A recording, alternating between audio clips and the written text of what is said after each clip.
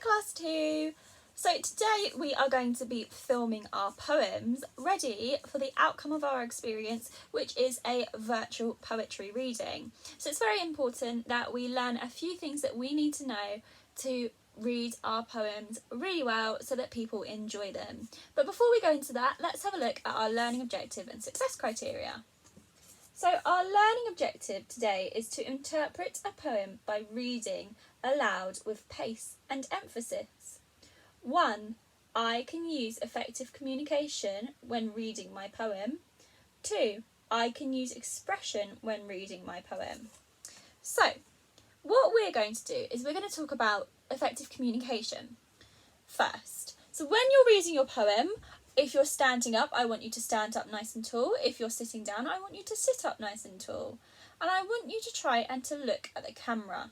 So just like when I'm talking to you now, I am looking at the camera, so it feels like I'm talking to you. If I had a piece of paper in front of my face and I was like this, does it look like I'm talking to you? No. And also it just means it wouldn't be as effective. So if I was reading you my poem, looking down at the piece of paper the whole time, you're not going to find it as interesting. So when we read our poems, even if we have to look at our piece of paper to help us with the words, we need to try and look up at the camera every so often so that we are using that eye contact that we would have if we were reading to a person when they are actually in front of us. So imagine there is somebody behind the camera that you are reading to, and you need to look up every so often to actually talk to them.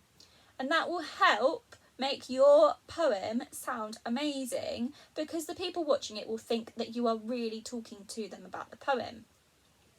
The other thing we need to think about is expression. So when you're reading your poems, I don't want you to be really sad, and I don't want you to read as if your poem is boring. I want you to try and read your poem and make it sound interesting. So I want you to read with some emphasis and expression. You could use facial expressions while you're doing this, or you could just change your voice. So you know, sometimes when I read to you, I change my voice slightly as I'm talking, maybe to emphasise particular parts of a story. And you can do the same thing in a poem. So what I want you to imagine is that you're bringing the poem to life. This is something that you have written, and it's something that is important to you. So try and get that across to the people watching the video. I also want you to make sure that you read the poem fluently. So before you read the poem and record yourself, you're going to need to practice it a couple of times, because you don't want to record yourself and you forget your words halfway through, or you make a mistake, because you have to re-record it. So practice your poem a few times. This will allow you to read it more fluently and to read it with a bit more pace. So you remember when we spoke about music, we said that music has a rhythm, like we were talking about rhythms and beats. Well, poems follow a rhythm and a beat as well. And the way you read that will come across, as well as the way a poem is structured can also help you find that rhythm. So when you're reading your poem, just think about how you're going to read it, make sure you know the words and you've practiced it a few times.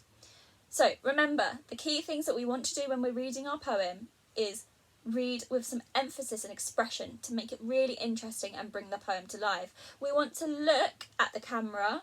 We can use some facial expressions. We want to look happy. We want to look like we're enjoying our poems and not that we don't like what we've written.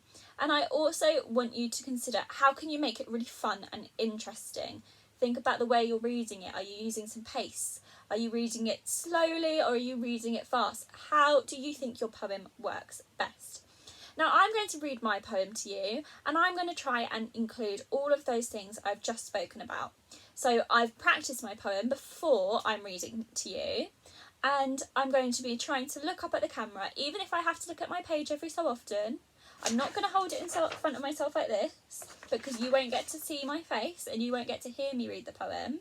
But I am going to glance at every so often, but make sure I'm also keeping eye contact with the camera and you who are watching me. So here we go, let's give it a go and see if it works. Crocodiles love it when their teeth go snap.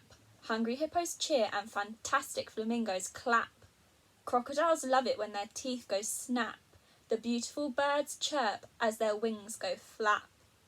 Crocodiles love it when their teeth go snap.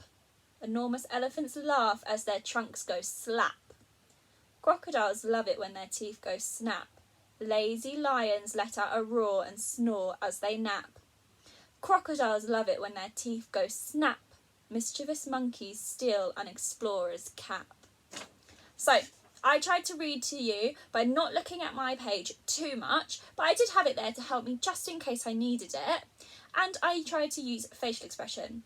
Now, you might have heard that when I was reading that, I was trying to emphasise the word snap. So I was going, snap, because that was a really key part in my poem. That was the part that was repeated. So I wanted there to be an emphasis on that. And remember, when we spoke about repetition, we said that that would create emphasis on a line or a word anyway.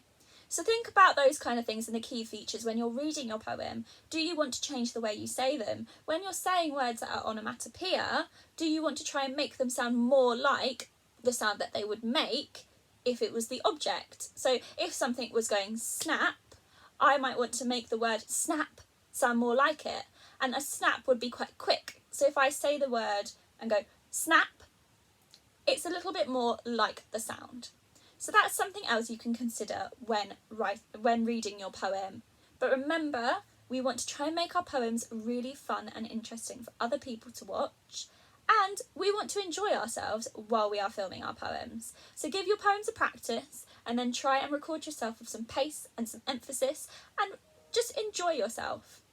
Once you've recorded your poem, please could you email it to me along with a copy of your written poem, and this way I can put the video together for the online poetry reading video, and I can also have a look at your poems, which I'm really excited to do. Some people have already sent me their poems and I've been thinking, wow, these are incredible.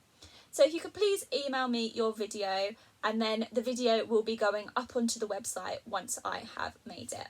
Before we finish, let's have a look at our learning objective and success criteria. Our learning objective today was to interpret a poem by reading aloud with pace and emphasis. 1. I can use effective communication when reading my poem. 2. I can use expression when reading my poem. So think about, did you use those things in your video? If you did, well done, fantastic job. Maybe you want to leave yourself a little comment and say what you did really well. Or maybe you might want to say, well, actually, I don't think I looked at the camera that much, so I could maybe improve on that next time if I did this again. Once you've recorded yourself reading your poems, you are then going to be reflecting on your poems. So come and watch the second video to find out more how you're going to reflect on your poetry.